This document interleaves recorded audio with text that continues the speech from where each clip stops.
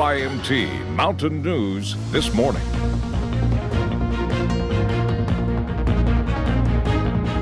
Good morning. It is 6:31 on Thursday, June the 27th. I'm Will Puckett. Thank you for tuning in to Mountain News this morning. Brandon is filling in for Paige this afternoon, so we have Kelly McShane in the studio ready to give us a breakdown. And Kelly, as the Blues Brothers said, you went home to Sweet Home Chicago, but you've been welcomed back to the mountains with some heat and humidity. Yes, I sure did. Spent some nice time back home, but now I'm back here in Eastern Kentucky. Happy to be back, but definitely not so happy about the heat and humidity that is here for me. But let's go ahead and get you started this morning. Whitesburg, good morning to you folks. Dealing with a little bit of patchy fog out there, but overall, that's about the only region seeing that patchy fog this morning. But be mindful, we could see a few of those areas this morning. Satellite and radar showing just a few passing clouds for us here in the mountains. Not much rain to really talk about. Temperatures into those 60s, a few spots showing up into those lower 70s this morning. It's going to be definitely a warm day, so you're going to want that iced coffee to get you cooled down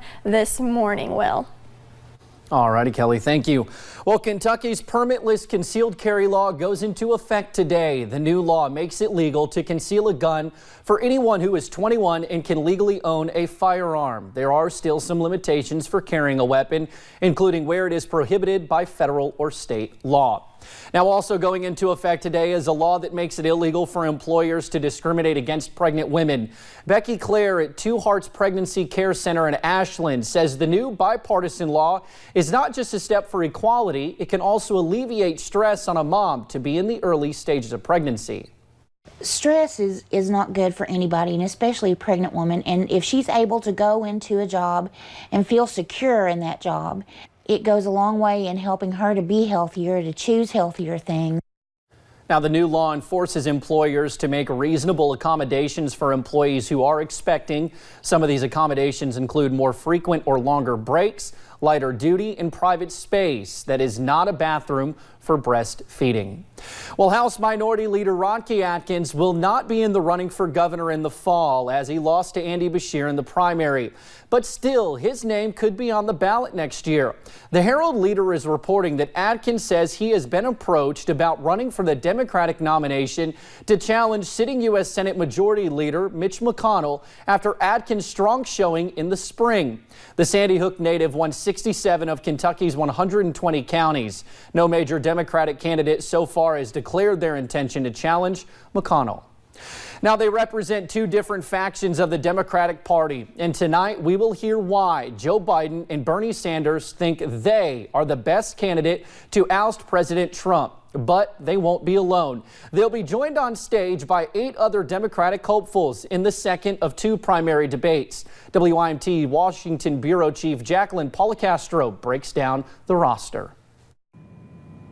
Joe Biden and Bernie Sanders will be joined by Michael Bennet, Pete Buttigieg, Kirsten Gillibrand, Kamala Harris, Andrew Yang, Marianne Williamson, Eric Swalwell, and John Hickenlooper. This election is more important than any one you've ever been engaged in. The second debate is where the differences in the Democratic Party will be put to the test between the two candidates who've run for president before. Vermont Senator Bernie Sanders. His ideas that may have seemed very radical back in 2016 now tend to be more mainstream Democratic. And so he's got to try to take credit for that. And former Vice President Joe Biden. Biden's got a tougher road ahead than people realize, even though he is the front runner.